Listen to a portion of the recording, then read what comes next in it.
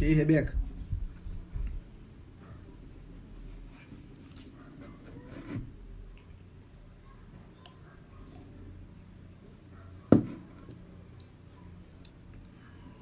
Sejam bem-vindos, pessoal. A gente vai bater um papo aqui hoje sobre teologia, incentivar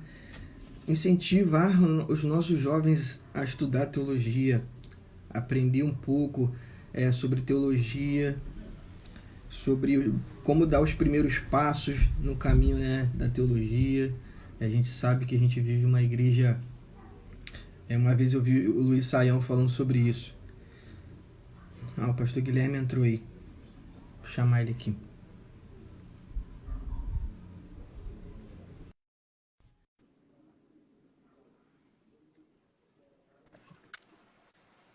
E aí, querido? Tudo bem, pastor Guilherme? Tudo ótimo. Deixa eu ligar o Boa noite. aqui. Boa noite. Deixa eu colocar o fone aqui rapidinho. Beleza. Se eu tiver... Eu tô sem fone porque o meu iPad aqui não tem a entrada apropriada. Mas se tiver ruim aí, eu dou uma aumentada aqui, se tiver problema. Não, tá dando pra ouvir legal. Ok. Então, pastor Guilherme, como eu falei com o senhor, né, a intenção desse Instituto Reformei é incentivar o estudo da teologia reformada. Uhum. E o intuito, como aconteceu na minha vida, é incentivar pessoas a terem uma espiritualidade reformada, né? Não somente um conhecimento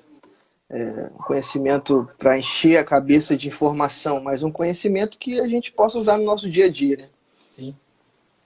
E, assim, eu queria que o senhor pudesse se apresentar aí primeiro, né? Falar um pouco sobre a igreja aí do senhor, sobre como a teologia influenciou a sua vida, como ela entrou na sua vida, como ela é importante. Então, eu sou pastor da Primeira Igreja Batista em Aquiraz. Eu trabalho junto com o pastor Rômulo Monteiro. Eu moro em Fortaleza, mas Aquiraz é uma cidade próxima daqui de Fortaleza. E eu pastorei essa igreja lá junto com ele. Eu moro em Fortaleza e não lá, porque eu estou num processo de plantação de igreja aqui, em Fortaleza, que se chama Igreja Batista Graça Soberana, que é uma plantação de igreja que nós estamos fazendo. E eu estou aqui na frente, aqui em Fortaleza. Então, eu também dou aula no CIBIMA, que é um seminário daqui, Instituto Bíblico Maranata, e também sou professor no Instituto Teológico CMA. Então, também dou aula lá. Hoje em dia, eu trabalho com teologia 24 horas, com a Bíblia em termos de análise para ensino.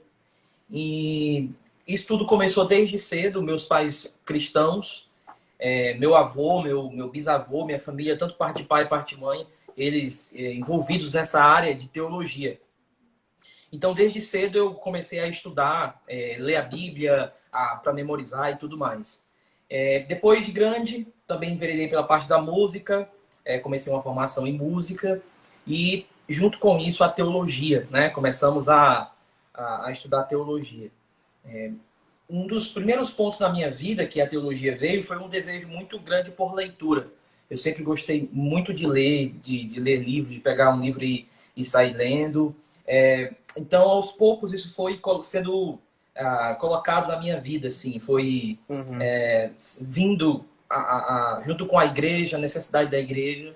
Mas, acima de tudo, um dos principais motivos foi uma espécie de chamado da igreja local. De alguma forma, os irmãos começaram a reconhecer isso na minha vida, para ensinar, para dar aula na escola dominical. E foi tudo um processo muito espontâneo. Não foi algo assim bruto. Foi com calma. Depois eu entrei no seminário, terminei o seminário.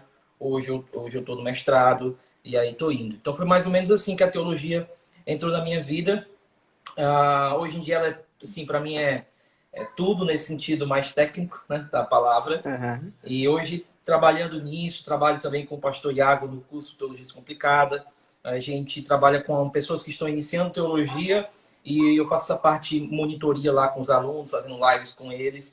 Então, assim, eu gosto muito de me envolver com pessoas que estão iniciando, pessoas que estão começando agora esses primeiros passos. Por quê? porque hoje, depois desse tempo trabalhando com teologia, vividamente, 10 anos, 12 anos, eu evitaria fazer algumas coisas que eu fiz no início. Se alguém dissesse para mim, se alguém tivesse dito para mim, eu daria um abraço nele hoje, mas não disseram. Então hoje eu trabalho com pessoas assim. Com os meus alunos de grego, com os meus alunos do seminário de outra teologia, eu sempre procuro não fazer muito bem o que eu fiz. Eu sempre tento fazer um pouco diferente do caminho que eu trilhei, porque não é que eu me arrependa. Eu só acho que ter um monitor, ter alguém próximo desde o início faz toda a diferença. E a gente vai conversar mais sobre isso no decorrer da live. Sim, sim. E assim, uma das coisas que me moveram a fazer, né, esse projeto e tal foi tirar essa desmistificação da teologia que nós temos no Brasil. De que, assim, no Brasil, acho que hoje, assim, na maioria das pessoas, né, na maioria da igreja, de que a teologia esfria as pessoas, quando você vai estudar teologia, você vai perder o contato com a igreja local. E uma vez eu fiz também um bate-papo desse com o pastor Igor Miguel, eu acredito que o senhor conheça, e ele falou a mesma coisa, né? Que a igreja, quando a teologia, se ela perde o contato com a igreja, ela perdeu a missionalidade. E o grande objetivo da teologia é fazer com que as pessoas se envolvam na igreja, né? Para ajudar a igreja. E assim, a pergunta que me vem à mente, eu acho que seria esclarecedor para as pessoas a teologia é realmente para todos? Uhum. A igreja precisa se empenhar nisso? Uhum. Então, todos somos teólogos, acho que é o roteiro básico, né, de todo mundo que está iniciando agora a teologia. Você é um teólogo, você que está no seminário, você é um teólogo, você que não está no seminário, você é um teólogo, porque tudo na sua vida envolve teologia. Quando você fala o mais simples, tem teologia ali. Por quê? Porque você está falando, você é criatura. E você nunca vai conseguir, você não vai tirar essa realidade de você. Os pecadores pervertem isso, eles querem mudar isso, mas o fato é que nós somos criaturas. Então tudo que nós fazemos é em direção ao Criador. Então assim, todos nós somos teólogos. Todos nós pensamos sobre teologia. A pergunta é se a nossa teologia é boa ou não. E aí é que está o ponto. A nossa pergunta é: qual é a qualidade da minha teologia? Qual é a qualidade daquilo que eu penso sobre Deus, daquilo que eu penso sobre a igreja? Porque essa ideia de teologia, como você falou, ela ficou algo muito para as elites. Vou esperar o meu pastor ler um livro para poder esse pastor trazer para mim tal conteúdo e vou ficar ali na minha e tal. Em alguns lugares, as pessoas usam a teologia para oprimir outras pessoas, na desculpa que são pastores, e tem que respeitar eles, porque Deus deu um conhecimento específico para eles. Então, assim, a teologia é para todos? Sim, porque todos somos teólogos. A qualidade da nossa teologia é que ela é primordial na nossa vida cristã. E eu costumo dizer muito isso, cara. Você sempre vai entrar no seu sofrimento com a sua teologia. Você nunca vai entrar nas coisas terríveis da vida, nas fragilidades da vida, seja o que for, sem teologia. Você vai entrar com uma ideia de Deus ali dentro. E dependendo da maneira que você entrar com a ideia de Deus ali dentro, você vai agravar mais ou não o teu próprio sofrimento. Então, Tiago coloca isso mais claro, Provérbios deixa isso mais claro. Nós temos a possibilidade de agravar nossos sofrimentos. Ou de deixar eles mais amargos ainda do que eles são. Quando nós entramos numa teologia de uma forma... Quando nós entramos no sofrimento de uma forma... com a teologia errada. E se você observar alguns relatos da Bíblia, você vai observar isso. Então, o salmista, ele está sempre trazendo a teologia para o seu sofrimento. É por isso que eu digo... eu não vou esperar mais um tempo para estudar teologia, eu vou deixar meu pastor, tem gente da minha igreja que estuda. Deixa eu dizer uma coisa para você. Se você deixar para estudar teologia depois, você não vai estar neutro. Você vai estar piorando a sua vida. Você não vai estar, assim, não existe isso. Não existe um caminho neutro. Não existe essa ideia de você ficar parado na vida cristã. Quem não está crescendo, está descendo. Não existe uma pessoa que não esteja estudando a Bíblia, não significa que ela está estacionada na vida cristã. ela está em declínio da vida cristã. Essa é a ideia da palavra apostasia. A palavra apostasia não é alguém que cai, é alguém que se afasta. É diferente. Porque às vezes nós pensamos em abandonar a fé como um ato. E não é um ato, é um processo. Então, sem teologia, sem regar essa teologia, sem você estar banhando a tua mente com boa teologia, cedo ou mais tarde isso vai ser cobrado de você. Vai ser cobrado de você de várias formas. Então, assim, a palavra teologia, ela ficou meio comercial hoje. Mas não deixa que isso aconteça. Sabe de uma coisa? Quando nós falamos teologia, nós estamos falando sobre uma forma de ver Deus, uma forma de entender a vida na perspectiva de Deus, daquilo que Ele revelou em Sua palavra. Então, teologia, algumas pessoas colocam, né? No sentido lato da palavra, é o estudo de Deus. Vamos esquecer isso um pouco e vamos pensar o seguinte: teologia é aprender o que Deus revelou de si. É estar aberto, o coração aberto para abraçar o que Deus revelou de si mesmo. Isso seria teologia. Se existem rótulos difíceis, se existem termos difíceis na teologia, isso é para simplificar melhor esse pensamento. Isso não deveria lhe assustar, tá certo? Então, se você acha que teologia é para alguns porque tem rótulos muito difíceis, deixa eu dizer, troca os rótulos. Eu lembro que eu estava dando uma classe uma vez sobre doutrinas da graça. E quando eu entrei na classe, eu vi, era o professor convidado de um instituto. E aí eu vi que a maioria dos alunos eram arminianos, a maioria dos alunos eram pentecostais. Eu disse, poxa, me botaram para dar uma aula de doutrinas da graça aqui dentro, a galera quer me ver. Né? E quando eu entrei lá, para dar, eu sabia que se eu falasse alguns termos como expiação limitada, depravação total, pelo fato de que naquela época, era bem faz um tempinho, estava um burburinho muito grande de doutrina da graça, eu sabia que ia espantar. E aí a minha estratégia foi uma estratégia que eu aprendi com o John Piper, que foi, eu vou trocar os rótulos. Eu não vou falar graça irresistível. Eu vou colocar outras coisas, vou pegar outros rótulos, vou tentar colocar isso em termos bíblicos para não assustar. Mas depois, os termos bíblicos vão ser necessários. Então, se você entrou agora na live, nós estamos falando aí sobre se teologia é para todos, e a minha primeira resposta foi sim, porque você é um teólogo, querendo ou não. E a nossa pergunta aqui é: qual é a qualidade da sua teologia? Qual é a qualidade do seu estudo bíblico? O que é que você entende sobre teologia hoje? Se eu abrir no Salmo 91 para você hoje, você consegue me dizer por que aquelas promessas estão ali? Você consegue me dizer por que a crente ainda fica doente se o Salmo diz que praga nenhuma chegará à tua tenda? Você consegue dar essa resposta no meio do sofrimento? Se você ainda não consegue, vamos lá, vamos estudar teologia, vamos melhorar a qualidade da sua teologia. Então, seria essa minha resposta sobre se teologia é para todos. É isso aí.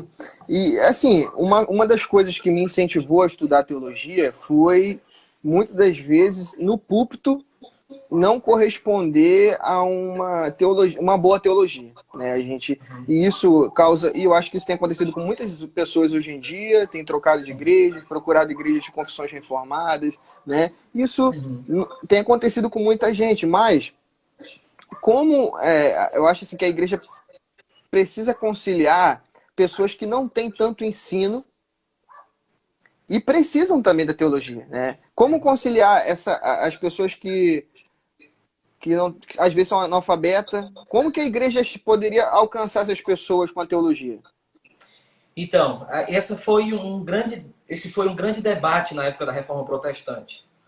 O povo, ele era um povo afastado das Escrituras, tendo em vista o difícil acesso por conta que a Bíblia estava em outras línguas, estava ou no grego ou no latim. Então, era muito difícil do povo ter acesso. A educação na Alemanha, naquela época, era muito baixa. O desenvolvimento da língua alemã ainda estava em vigor.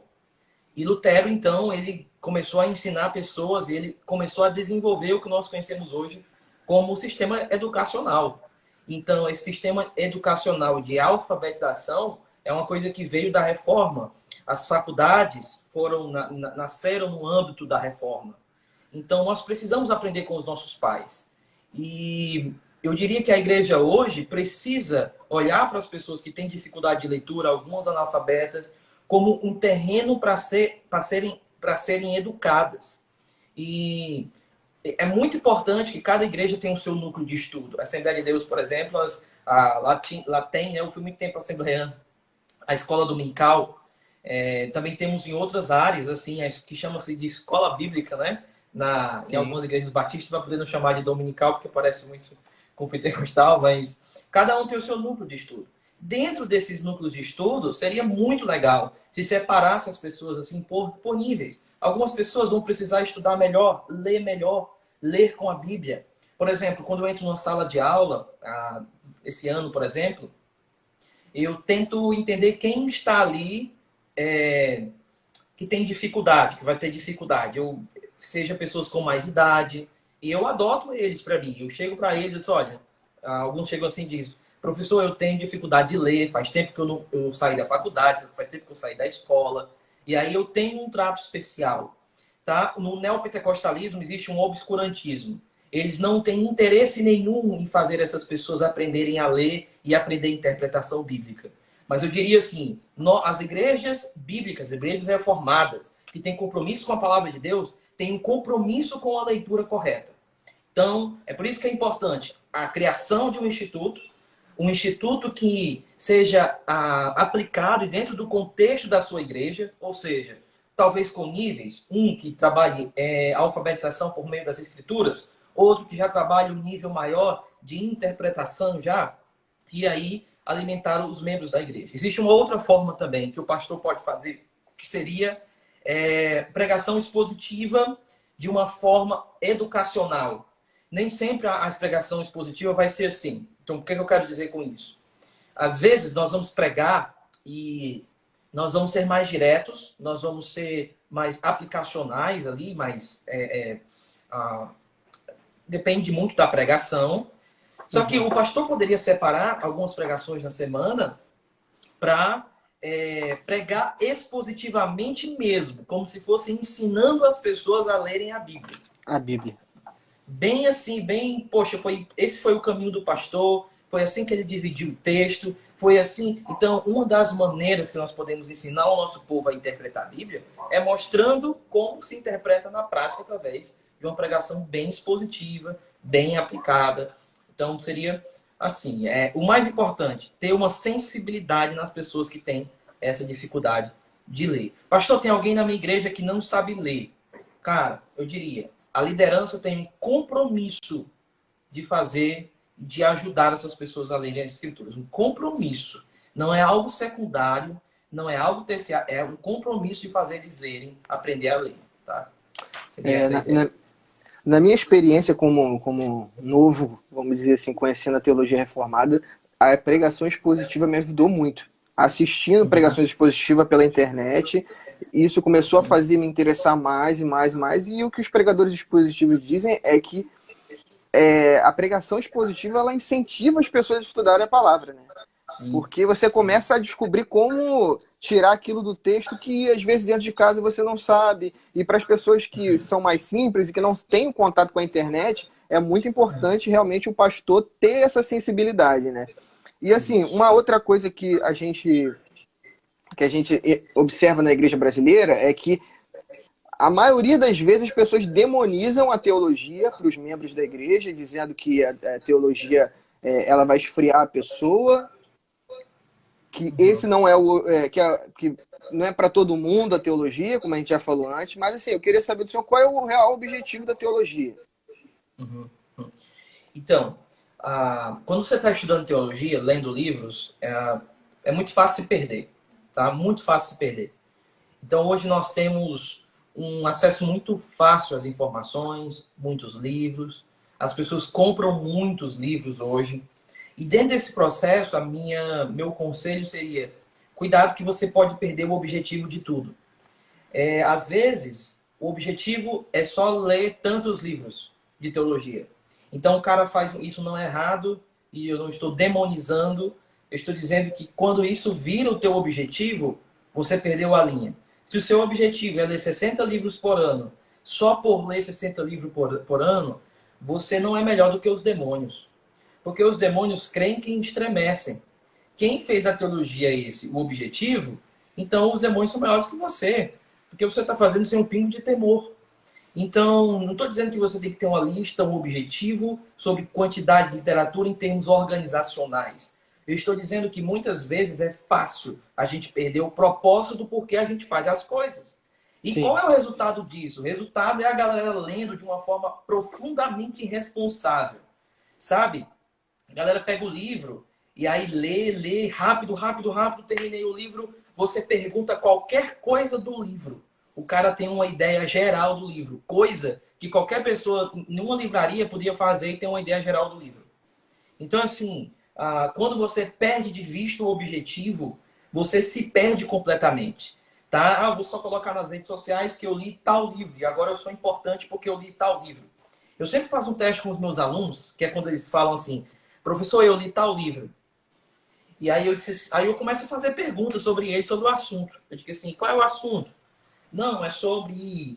deixa eu pegar aqui, é sobre o problema do mal. Ah, é sobre o problema do mal? Beleza. E o que é que você achou da opinião do autor sobre a interpretação dele de Isaías? Não, achei legal. Foi legal? Foi. E você consegue criticar, saber se é certo ou errado? E a galera fica, não, achei um pouquinho estranho, aí eu não entendi muito bem e tal. Parece que tudo ficou mais confuso depois que o cara leu o livro. Era para Sim. ficar mais claro e ficou mais confuso. O que foi que aconteceu? Provavelmente, uma das opções aí seria um processo irresponsável de leitura. Então, quando nós perdemos o objetivo da teologia, que eu já vou falar, nós nos atrapalhamos os nossos estudos. Deixa eu dizer uma coisa. Nós não precisamos comprar todos os livros do mundo. Nós não precisamos saber tudo de uma vez. Você precisa entender que teologia é sobre desfrutar da presença de alguém, antes de tudo. Vai ter dor, vai ter noite sem dormir, vai ter processos de dúvidas que vão deixar você com dor de cabeça, vai ter tudo isso. Mas você não pode esquecer que o processo teológico é um processo de conhecimento de alguém. Alguém que nos ama, alguém que está conosco. Então, qual é o objetivo da teologia para que você não se perca nesse objetivo? Eu coloco o objetivo da teologia como um círculo. E eu estou usando aqui a Gordon Fee. Tá? E coloque isso, faça o seguinte. Todo mundo hoje em dia tem uma biblioteca, né? Então, coloque... Eu tenho umas coisas pregadas aqui. Essa figura na frente onde você lê. Sabe para quê? Para quando você estiver lendo, quando estiver pensando, aquela parte de leitura onde você para um pouquinho para pensar, você fique pensando, olhando para os objetivos, para os seus objetivos. E é um círculo. O que é que o Gordon Fee ensina? O Gordon Fee, primeiro, ele fala que a teologia, ela inicia-se num processo de interpretar o texto. Então, começo aqui, eu interpreto um texto. Está aqui o círculo. Quando o círculo ele chega na metade, se você somente interpretou o texto, se você somente sondou o texto, você não fez teologia. A teologia não é só quando eu sondo um texto. É quando, depois do processo de sondar o texto agora ele começa a sondagem em mim. Ele começa a tocar em mim. Ele começa a mexer as coisas de lugar da minha casa, no meu interior. Se você só fez o primeiro processo, você não teve uma reflexão profunda e deixou o texto falar com você, você não está fazendo teologia. Você está apenas lendo aleatoriamente. Por quê? Porque quando você fecha o círculo, quando você fecha o processo de dizer assim, Senhor, eu sondei a tua palavra. Agora, tu me sondas, tu me conheces, vê se há em mim algum caminho mau, guia-me pela vereda da justiça. E aí, quando você fecha o círculo, você encontra o propósito da teologia, chamado doxologia. E o que é a doxologia? É aquele processo de adoração. É o estudo da glória. Ou seria quando tudo que você leu te impulsiona à adoração, à satisfação em Deus. Paulo termina aquela primeira parte de Romanos, capítulo 11, e ele começa a dizer, quem conheceu a mente do Senhor? quem foi o seu conselheiro, ali é uma explosão de doxologia. Por quê? Porque no coração de Paulo o ciclo fechou. Então, o ciclo é sempre esse. Você começa sondando a Bíblia e depois deixa ela te sondar. E por que que é importante deixar a Bíblia te sondar? Porque você tem que ter cuidado de duas coisas aqui. Primeiro, algumas pessoas têm uma tendência muito grande à melancolia. Geralmente, pessoas de dentro do mundo da literatura, por ficarem muito sozinhos, têm essa tendência à solidão. E muitas vezes a solidão ela é marcada por introspecção. Você vai ser uma pessoa que vai ser sempre introspectiva e todo introspectivo ele passa um bom tempo na sua vida de análise de si mesmo e como ele mesmo reflete aquilo que ele vive fora dele. E qual é o problema? Que a análise introspectiva ela pode ser em si mesmada, ela pode ser egoísta, idólatra. Se você entrar dentro do seu ser sozinho, é bem possível que você não saia. Se você achar que conhece tudo de si e acreditar em tudo que você pensa de si, você está entrando por um caminho muito perigoso. É por isso que o salmista diz: tu me sondas, tu me conheces, vê se há em mim algum caminho mau. Por quê? Porque ele não quer entrar dentro de si sozinho. Ele quer entrar com alguém que sabe o caminho. E alguém que não vai mascarar os pecados. Alguém que não vai mentir sobre os meus pecados. Porque eu minto sobre os meus próprios pecados no sentido de que eu vou diminuir eles, eu vou abrandar mais. Mas se eu entrar com aquele que sabe quem eu sou, então aí eu vou entender muito bem sobre mim. E aí eu coloco aqui a linguagem de Agostinho. Quando Agostinho ele diz assim... Agostinho está falando, porque Deus, ele é o meu o meu isso, o meu aquilo. Aí depois ele diz assim, tua luz rompeu a minha cegueira. Tua voz rompeu a minha surdez. Ele deixa de fazer teologia na terceira pessoa e passa a fazer teologia na segunda pessoa. Ou seja, olha esse processo. Eu tenho o primeiro passo, que é quando eu estou falando de Deus, mas eu tenho que ir para um próximo. Qual é? Eu tenho que falar agora para Deus. Então, se você começou a fazer um processo de introspecção, você não entrou, e se você não entrou com ele dentro de você, você não vai poder cantar ou orar o Salmo 23, que diz assim: ainda que eu ande pelo vale da sombra da morte, eu não temerei mal algum, porque tu, a segunda pessoa aparecendo, estás comigo. Então, o Salmo 23 começa assim: o Senhor é meu pastor, terceira pessoa, e nada me faltará, terceira pessoa, aí quando entra no vale da sombra da morte, ele diz: eu não vou temer porque tu estás comigo. Ele não está falando mais sobre Deus, ele está falando para Deus, e isso faz toda a diferença. Sim. Então, quando você entrar nos processos da sua própria alma, que a interpretação bíblica vai te exigir que você entre com ele, que você entre dentro do vale da tua sombra da morte interno, com aquele que pode te tirar dali em segurança. Então, por isso que teologia e colocar em mente que esse processo de sondar as Escrituras e deixar ser sondado pelas Escrituras faz diferença na nossa vida. Eu digo assim para você, olha, nossa, eu não sei nem o que dizer, faz muita diferença. Uma explosão de adoração a Deus quando você sair de dentro de si com Ele. Você vai compreender que Ele te ama apesar de você, não por causa de você. O amor de Deus vai ficar mais brilhante. O amor de Deus vai ficar mais intenso, mais pessoal. Isso é teologia. Isso é teologia. Então, esse é o objetivo. Né? Adoração. Adoração. A teologia é o meio para nós conhecermos melhor a Deus, né? É assim que nós possamos adorá-lo da maneira que ele pede, né? E, assim, uma outra coisa que a gente vê também é que as pessoas têm a ideia de que o teólogo, ele é a pessoa que ele não se envolve com a igreja local, né?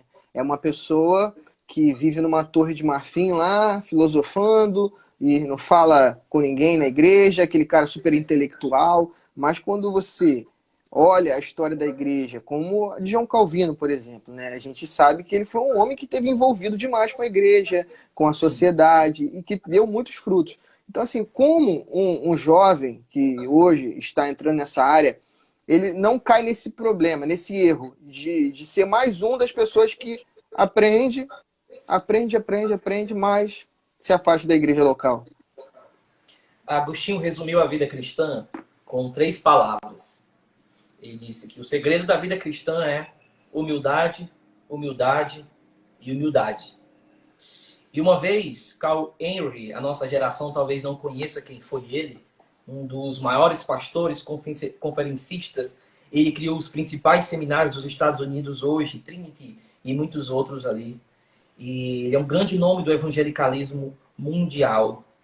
Ele estava numa palestra há muito tempo atrás, e D.A. Carson, ainda no seu pós-doc, seu 10º pós-doutorado aí, ele fez uma pergunta a Carl Henry. Ele diz assim: como é que nós podemos nos guardar do orgulho? Como é que nós podemos nos guardar de não cair nesse processo? Porque a pergunta do Carl Henry foi algo assim muito, muito legal. Ele disse assim, aliás, do Carson, ele disse: muitas vezes os pastores, por excesso de zelo, começam a ficarem orgulhosos e a destruir o seu próprio legado.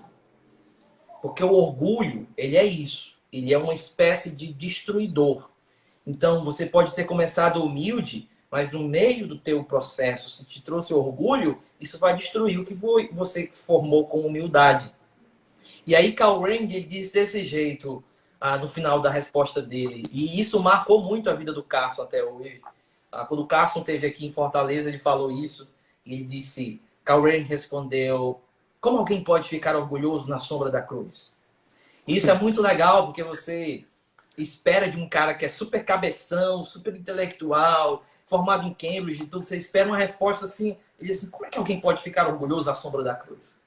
E eu digo, as pessoas que estão iniciando, um jovem, eu diria uma coisa para você: olha, não tem como alguém ficar orgulhoso e não se preocupar com as coisas de Deus. Não tem. Quando ela está na sombra da cruz, quando ela está ali, revendo o Evangelho, em oração, tá? Isso vai reverberar no teu amor pela igreja cristã. Então eu poderia responder simplesmente assim: cara, fica mais dentro da igreja. Mas o iniciante na teologia, dentro da igreja, com a motivação errada, ele é um perigo. Assim como um jovem estudante de teologia fora da igreja é muito perigoso. Eu diria não é só perigoso, não. Esse cara aí, você tem que ficar uns 100 metros dele. Você vê ele na rua e você tem que dar um tchau de longe.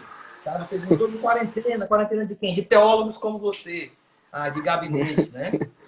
Então, assim, essas pessoas são muito perigosas. Eu diria, nunca esqueça que o que você sabe é só uma pequena gotinha do que você deveria saber. Porque existe muita coisa. Deixa eu dizer, existem 10 milhões de volumes na biblioteca de Harvard, de livros não repetidos. A minha pergunta é: quantos daqueles livros nós já lemos? Cara, quando você começa a pensar pelo senso comum, qual é o motivo de se orgulhar? Às vezes o que nos faz nos orgulhar, e aí eu diria, por que um jovem fora da igreja local ele se torna orgulhoso? Porque ele fica dentro do gabinete dele e ele acha que ele é o máximo e sabe de tudo. Então, assim, olha, o Hernando Dias Lopes ele diz uma coisa muito legal, o reverendo. Ele diz assim: um pastor, ele precisa ter cheiro de pastor, cheiro de ovelha, cheiro de igreja local, tá? Então, humildade. Humildade sempre saiba. Existem pessoas que sabem mais de você. Aí, deixa eu só para terminar esse ponto da minha pergunta. Se aproxime do seu pastor e saiba de uma coisa: ele não ter lido um livro que você não leu não te faz mais inteligente do que ele ou mais pastor do que ele. Pastor tem a ver com vocação, não somente com leitura. Porque senão era só você fazer um PhD que você era vocacionado para ser um pastor. Okay? Mas não é assim que funciona. Então, se aproxime do seu pastor, ame o seu pastor, reconheça as limitações dele e conheça tudo que ele tem, mas ame ele porque ele é um presente de Deus para a sua vida. Tá? Essa aí é a minha dica aí sobre isso. E assim, indo para o outro lado agora, como a gente incentivaria e por que, né, um jovem cristão precisa estudar teologia? A gente vive no mundo da informação e às vezes a gente fala assim, a gente não tem tempo para nada. Mas a gente passa a maior parte do nosso tempo no celular, com certeza.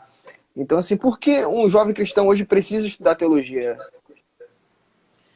Eu acho assim, é uma boa pergunta. Isso precisa ficar muito claro na mente das pessoas. A minha resposta seria: nós vivemos numa geração de jovens confusos, que as suas perguntas sempre giram em torno de relacionamentos, sobre casamento, jovens que têm dúvidas sobre o seu emprego, sobre a sua vocação, sobre a sua vida interior, eles estão perdidos e isso tudo é resultado de falta de teologia. E quando eu digo falta de teologia, não é falta de estudo somente, eu estou dizendo de uma vida com Deus, séria. Sim. Séria com Deus. E quem quer levar uma vida séria com Deus, estuda teologia. Não estou dizendo que faz PhD, se profissionaliza sobre isso, estou dizendo isso, mas estuda teologia. Então, jovens estão entrando na faculdade perdendo a fé. Falta de caminhar com Deus e estudar a palavra de Deus. É só isso, pastor? Não. Existe uma variação disso. Existem várias coisas que podem aí minar o caminho do jovem. Mas você quer colocar uma base ali no seu coração? Você quer colocar aí por que o jovem precisa de teologia? Porque nós precisamos de homens e mulheres de Deus. Nós precisamos ver os nossos jovens maduros. Eu acho que hoje a adolescência está terminando com 26 anos. E isso reverbera nos aconselhamentos, nas coisas que a gente fala, nas respostas que a gente dá para as pessoas. Então, qual é o resultado disso? Falta de uma vida com Deus. Não é somente isso, mas eu diria uma coisa para você. Não dá para eu responder sobre as particularidades dos problemas de cada jovem. Eu só posso olhar para a minha geração e dizer o que é que Paulo diria para Timóteo. O que é que foi que Paulo disse para Timóteo? Como é que Paulo passou para a próxima geração? Ele diz assim, olha, se apega às palavras que eu te ensinei.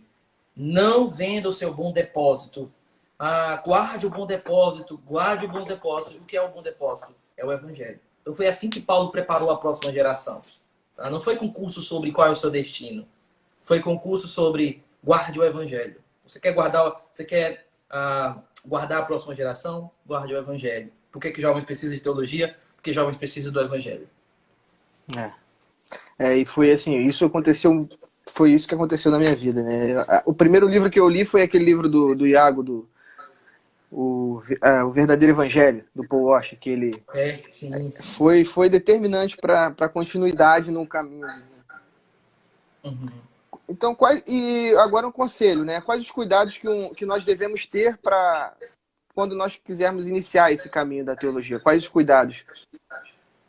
O primeiro cuidado, e isso eu repito sempre, cuidado para você não se afastar da sua Bíblia e abraçar os livros. Existe muita gente especialista em Bavinck, mas não conhece nada de Amós. Existe uma ignorância profunda de Abacuque. Se chegar no céu e Abacuque chegasse e perguntar: ei, tu leu meu livro, cara, quem é você? Abacuque. Ele não era apócrifo, né? Então, a gente vive numa ignorância grande sobre a Bíblia. E quando a gente está começando a estudar a Bíblia, ou estudar a teologia, existe uma tendência nossa, e é óbvio, mais uma vez, você tem que comprar livros para estudar a teologia. Eu estou dizendo, o cuidado. O cuidado você não pode se afastar da tua Bíblia. Olha, e isso é muito fatal, porque isso vai influenciar em tudo. Por exemplo, quando tu estiver lendo um livro que defende tal posição e ele cita o texto bíblico, se você não conhecer o contexto da carta, o contexto daquela passagem, você vai simplesmente aceitar aquilo como texto prova. Então, muita gente hoje se diz de tal posição escatológica. Muita gente se diz de tal posição escatológica, por exemplo, porque eles viram um teólogo falando. Mas se você perguntar se o texto bíblico que o teólogo falou está dentro do seu contexto bíblico, dentro da passagem, eles não sabem responder, porque não conhece o texto bíblico. Então, assim, esse é um dos grandes problemas, um dos grandes perigos. Cuidado para que você não se afaste da Bíblia. Conheça a Bíblia. Ame a sua Bíblia. E aí o meu segundo conselho seria, desses cuidados, se você tem uma tendência a ler muitos livros de filosofia, tenha muito cuidado quando você começar a estudar teologia para não ler. E aí eu vou falar isso aqui, eu vou dizer assim, é minha opinião, e aí você critica o que eu estou te falando, tá? Sim, sim. Cuidado com muita teologia sistemática. Aí você disse, cara, por que teologia sistemática é legal? Cuidado quando você começar a ler muito teologia sistemática e esquecer de ler livros de interpretação bíblica. Por quê? É importante nós conhecermos as nossas bases doutrinárias. É importante nós entendermos as doutrinas. Mas também é importante você saber interpretar a sua Bíblia. Por isso que é importante você ter um curso básico de teologia sistemática, antes de iniciar tudo, ou ler uma teologia sistemática, mas nunca esquecer de ler livros sobre interpretação bíblica. Uma dica que eu poderia dar é o Entendes o que Lês, do Gordon Fee. Um bom livro sobre interpretação bíblica. Pega esse livro, come esse livro, lê de capa a capa, lê ao contrário, lê muito esse livro de interpretação bíblica do Gordon Fee. O que é que você vai estar fazendo? Você vai estar estudando doutrina, mas vai estar aprimorando o seu processo de interpretação. Ou então, faça o seguinte, compre um livro sobre EBI, Estudo Bíblico Indutivo, come esse livro e continue lendo, tá? Teologia sistemática. Mas nunca abandone livros e matérias que te aproximem da Bíblia de uma forma interpretativa. Tá certo? Cite alguns livros. Então, Gordon Fee, essa seria a ordem, se fosse para dizer algum livro aqui. Primeiro, Gordon Fee, Entendes o que Lês. Esse livro é primordial. Aliás, deixa eu colocar a ordem aqui. Vivendo na Palavra, primeiro livro. Segundo livro, em ordem.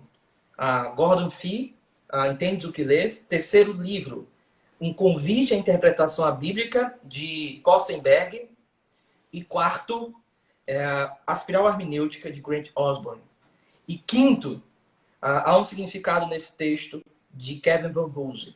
E sexto, que é o nível final aí da hermenêutica, que a gente chama de hermenêutica avançado, Tissenton, New Horizons ou Two Horizons de interpretação bíblica. São livros já em inglês. Então, seria esses níveis aqui. Entendes o que lês? Aliás, Vivendo na Palavra, Entendes o que lês? Um convite à interpretação bíblica, Espiral Hermenêutico.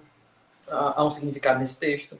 E o livro New Horizons do Tilson. Então, assim, essa seria. Cuidado para que você não se afaste da tua Bíblia e de matérias que te ensinem a interpretar a Bíblia. Isso é muito importante. Isso é uma tentação quando a gente está estudando teologia.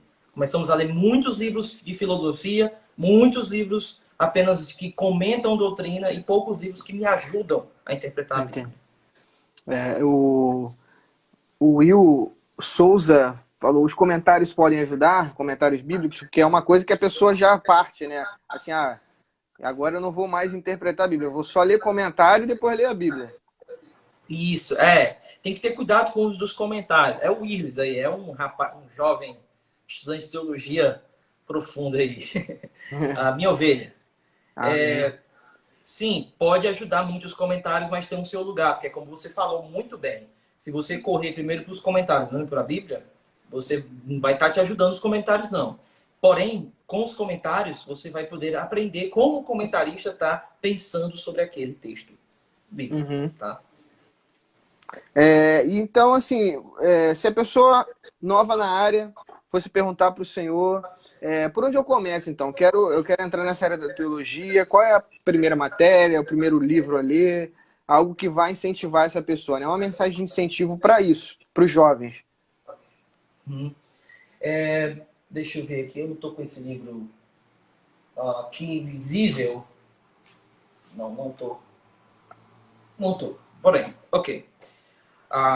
Minha dica para você que quer iniciar, mas eu tenho pouco dinheiro, não tenho muito dinheiro, tal, eu diria para você, compre uma sistemática azulzinha, do Wayne Grudem, tá? E aí, minha dica para você é essa. Você vai colocar um prazo para você terminar de ler. Mas para que prazo? O senhor acabou de dizer que não tem que... Não, eu não disse que é para você dispensar os prazos. Eu digo para você não colocar eles como teu objetivo final. Mas eles têm que existir. Então, a sistemática do Wayne Grudem tem 1000 e poucas páginas. Se você colocar para ler isso em 4 meses, você tem que ler umas 15 páginas por dia. Aí você pode colocar 6 meses para poder ler menos páginas por dia. Então, o que eu quero dizer, compre essa teologia sistemática e leia organizado. E tente manter agora um padrão de leitura diária. Tá certo? Pastor, para que isso? Você está se treinando para poder começar o estudo teológico e entrar num seminário e não se perder. Tá certo? Você está se treinando quando você começa a colocar números de páginas por dia, ou então ler 3 vezes na semana. Você está criando uma rotina de estudos enquanto estuda. Tem muitas pessoas que passam muito tempo criando rotinas de estudos e não estudam. Elas não conseguem. Por quê? Porque elas querem criar a rotina de estudo de outros. Mas você tem que descobrir qual é a sua rotina de estudo. Você tem que se compreender dentro do processo de estudo. Tá certo? Então, como é que eu funciono melhor? Leio antes de acordar, leio depois, assim que eu acordo, ou antes de dormir? Como é que eu funciono melhor? Então, eu começaria pela do Wayne Grudem, tá? Beleza. Junto com ele, eu compraria o livro Vivendo na Palavra. Somente esses 2 livros durante 4 meses. Se você quiser ler outros livros devocionais, livros mais específicos de assuntos que você precisa, tenha os seus outros livros. Porém, mantenha esses 2, certo? Então, depois disso, procure um curso básico de teologia. Tá? O Iago tem um curso legal. Como eu disse, eu trabalho como monitor. A gente teria lives toda semana. Nós temos lives para responder as perguntas. Eu falo alguns assuntos sobre teologia, sobre pensamentos teológicos. Então, um curso básico desse, você não sai de casa, você estuda cada doutrina bíblica, tem lá. Nas lives você vai aprender interpretação bíblica. Então, não precisa ser o curso do Iago. Procure um curso ortodoxo, um curso bom, institutos bons, presenciais ou online. O curso que você tiver. Se você tiver no instituto, amém já. Amém. Então, se você quer iniciar, leia a do Wayne Grudem e leia a Vivendo na Palavra do Hendricks. Tá? E pronto. Como é que você vai fazer isso? Quantas páginas por dia você vai ler? Coloque no seu diáriozinho quantas vocês lêem. Coloque também no rodapé da página o que foi dúvida, o que não foi dúvida, o que está ruim de entender, o que não está. Deixe lá e vá lendo, vá passando, mas sempre marcando as suas dúvidas. Esse seria o primeiro passo que eu daria. Por que o senhor diz isso? Porque foi o meu primeiro passo. Sim. Isso não foi... E é muito bom também quando nós temos alguém para orientar, dessa forma. Assim. O meu ensino teológico foi meio... vamos lá. Vamos começar um seminário e vamos, né? E hoje, acompanhando o senhor, acompanhando o Pedro Pamplona e outros pastores que são ortodoxos na palavra, na teologia, a gente vê essa dedicação e incentivo de vocês. E, assim, isso, para mim, é um encorajamento, né? Que são para as pessoas jovens que estão envolvidas com a igreja local. Eu imagino que para todos, né? Hoje a gente vive uma geração que é muito inconstante. E a maioria dos meus amigos que eu converso é sempre isso que vem à mente deles. Eu estou bem com Deus, eu estou mal com Deus. E não tem uma constância dentro da igreja. Às vezes os pensamentos são pensamentos que não têm uma cosmovisão cristã. São pensamentos muito distantes, na realidade. Que quando alguém que tem uma teologia senta para conversar, às vezes estranha. Mas você pensa sobre isso dessa forma? Por quê? Não, porque a gente tem que ser feliz, né? Porque todo mundo tem que ser feliz. Então, assim, Sim. A teologia, ela dá também uma maturidade espiritual, uma maturidade cristã para a pessoa, né? Perfeito. Cara, nós devemos ter muito cuidado com o teologuês dentro da igreja. Isso é sem dúvida. Você não pode chegar numa rodinha que a galera tá falando de teologia, você não pode beber água que o pessoal tá falando sobre livros. Livro é muito chato, porque existe vida fora disso. Tá? Então, eu diria que o problema é o teologuês. É quando a pessoa mais simples não pode falar sobre outro assunto, ele parece menos espiritual. Beleza, esse é o primeiro ponto. Só que dentro da comunhão de crescimento espiritual dentro da igreja, é muito triste quando a gente vê pessoas que elas têm um claro problema de espiritualidade, porque elas não sabem o que é espiritualidade. A espiritualidade delas são mais católica, é uma espiritualidade mais católica, mais estranha do que propriamente bíblica. Uma vez eu fiz uma pergunta na sala de aula, eu disse, gente, vocês podem me explicar o que é espiritualidade, no final das contas? Eu disse, não, professor, é fazer os meios da graça. Ok, beleza. Alguém mais? E começou aquilo, ninguém tinha. Aí eu fiz a segunda pergunta. Alguém pode me dizer aqui o que é o evangelho? Deu uma travada, assim, um negócio estranho. Jesus morreu. Ok, e ali? O que é o evangelho? Não tinha uma ideia do que era o evangelho. Coisas básicas da fé. Aí tem problemas sérios de prática. Por quê? Porque o fundamento está todo destruído. Então é necessário que haja isso para existir uma maturidade espiritual. Eu diria, se você é uma jovem que está procurando um cara, sonde o que ele sabe da Bíblia. É primordial isso. Converse com ele sobre a Bíblia. Saiba, faça o seguinte exercício para esse cara. Imagine ele ensinando os teus filhos sobre a Bíblia. Tá? Você quer que seus filhos sejam homens e mulheres de Deus? Imagine esse cara ensinando os teus filhos no futuro. Imagine. Imaginou? Viu a decadência que seria? Sai fora. Chuta, esmaga, profundo laço aí. E se a teologia é necessária para que nós tenhamos uma vida cristã saudável, eu acho que a teologia é também para... Porque se você quiser ter uma vida saudável, você precisa ter relacionamentos saudáveis, né? Okay. Um namoro saudável, um casamento Sim. saudável e ter conhecimento da palavra é necessário. Então, assim, às vezes também a gente... Tem muitas pessoas que acham assim, não, aquela pessoa é de Deus porque ela, como o senhor falou, ela fala assim, porque ela prega, porque ela canta, mas você senta com a pessoa não tem conteúdo nenhum. Isso. Pode continuar. Dentro da igreja, uma igreja, às vezes a gente cria um tipo só de comunhão. Um tipo de amigos que a gente só brinca com eles. Não, esses são os amigos da comédia. Só que o problema é que quando dentro da sua comunhão você só tem amigos que você brinca, essa comunhão está mais te prejudicando do que te ajudando. É necessário que a gente entenda que a comunhão da Bíblia não é uma comunhão porque todos são médicos e todo mundo sabe sobre um assunto. E aí eles se reúnem. Não é porque todos gostam de futebol, aí eles se reúnem. Não, a comunhão bíblica é porque todos estão em Cristo e aí todos se reúnem. É o Evangelho que nos une. E assim, se não há uma escassez do Evangelho, que tipo de unidade é que vai existir dentro dessa igreja? O que vai unir esse povo? Autoajuda? O que é? Esse é o ponto. É por isso que não é você se tornar um expert em teologia. É você ter o evangelho tão vivo em você que as pessoas podem olhar para você e dizer assim, cara, esse cara não sabe só a verdade, ele anda na verdade. É diferente, é diferente. Eu oro muito disso, assim, para a minha vida mesmo, é difícil, e para os meus alunos. E como você falou, né, o que mexeu mais na minha vida, se fosse para colocar um segredo, assim, o segredo da teologia numa live para você aprender e ler todos os livros do mundo, ser um teólogo de 100, o maior segredo seria o seguinte: encontre alguém que vai servir para você como um pai espiritual e nunca mais saia de perto dele.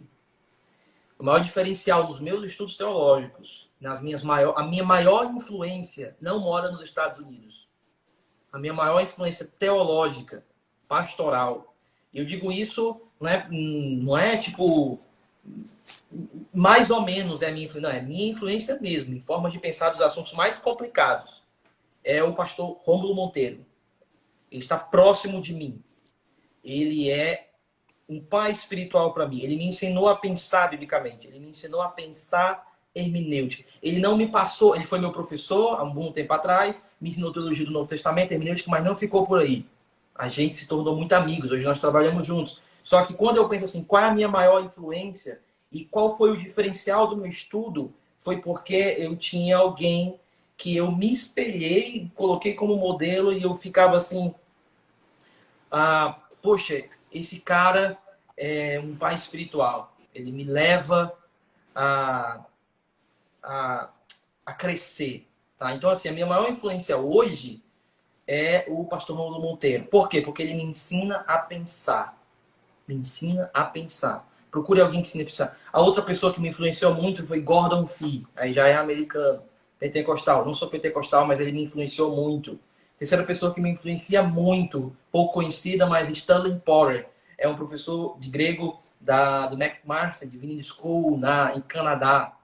E D.A. Carson. São esses a minha influência. Quando eu digo influência, a gente precisa definir isso, né? Rápido, acho que a gente deve estar terminando aí, mas vamos definir um pouco o que seria influência.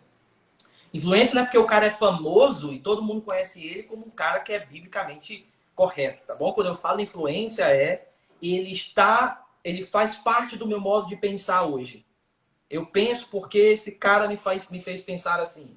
Então, assim, que o Dr. Augusto Nicodemos não é a minha influência hoje? Porque, apesar de ser um grande pregador, alguém que eu admiro muito, mas ele não está nas primeiras prateleiras da minha influência. Por quê? Porque eu não vou mentir, eu não li muitos livros dele. Li coisas dele, mas não muito. Então, hoje as pessoas, eles definem a sua influência para aquele que é mais famoso. Defina a sua influência para aquele que mais te influenciou. De fato, vamos parar de mentira. Quem mais te influenciou e quem mais hoje te coloca na forma de pensar. Aí você pode dizer, não, foi um livro que eu li de fulano. Tá? Foi uma teóloga que eu li, uma mulher, tal, eu li um livro dela e, poxa, eu fiquei pensando, que massa como essa mulher pensa, que massa como esse homem pensa. E aí eu comecei a ler tudo sobre ele, todos os livros. E eu não só lia para saber o conteúdo, eu lia para saber como ele estava pensando sobre essa passagem. Pronto, agora você tá criando alguém que te influencia, aí você pode dizer, essa pessoa me influenciou. Então, essas são as minhas influências. A maior influência é o pastor, ele não é longe. Outra coisa, a gente tem mania de colocar as nossas influências lá do outro lado do mundo. Mas tem muita gente boa próximo da gente. E esses é que vão mais nos influenciar. Porque é isso que a proximidade faz. Uma influência além da imaginação. Ela é de fato, ela é de verdade. E essas pessoas, quando elas nos influenciam, não só nos influenciam pelo que elas conhecem, né? Mas pelo que elas vivem. E a gente, como o Jonas Madureira fala nesse livro dele, Discipulado, a gente acaba desejando o que eles desejam, né? Que é Deus. Perfeito. Então, Pastor Guilherme, a gente está acabando aqui. Quero te agradecer e encorajar o senhor a continuar nesse caminho aí, porque tem sido uma bênção para mim. Eu imagino que tem sido uma bênção para muitas outras pessoas. O senhor é um pastor que eu admiro muito e que o senhor possa continuar te abençoando no seu caminho aí, nessa plantação dessa igreja. A gente vai estar orando por isso aí. Que Deus abençoe. Amém. Muito obrigado pelo convite. Agradeço muito a oportunidade de estar conversando com vocês, falar com vocês assim, face a face com o digital aqui no meio. Mas, cara, muito feliz de saber que vocês estão caminhando na verdade, procurando boa teologia, procurando bons livros e crescer. Como o João diz na sua carta, não tem maior alegria como essa, de ver que os meus filhos estão caminhando na verdade. Então, assim, quando você ver um outro cristão andando na verdade do Senhor, procurando passar isso para outras pessoas, não tenha nada no mundo que compre isso. Nada no mundo. Nada mesmo. Então, quando você fizer um filhinho espiritual e você ajudar ele a caminhar na teologia, você vai sentir isso. Quando você vê ele falando de teologia aos outros, você vai ficar orgulhoso. Vai olhar assim, cara, não tem maior alegria do que isso. Então, muito obrigado. Muito obrigado. Pastor, o senhor ora para a gente terminar aí, por isso, né? Para que a gente consiga continuar influenciando pessoas, para que o senhor nos leve até essas pessoas, para a gente terminar. Amém. Senhor, nós somos gratos a Ti. Muito obrigado por esse momento de live que nós tivemos. Amém. Sou grato a Ti por conhecer esses irmãos. Minha oração é que eles conheçam a Ti mais e mais. Muito obrigado, Senhor, em nome de Cristo. Amém. Amém. Queridos, um abraço. Fica com Deus, pastorzão. Deus abençoe. Valeu, cara. Até mais. Valeu. Até mais.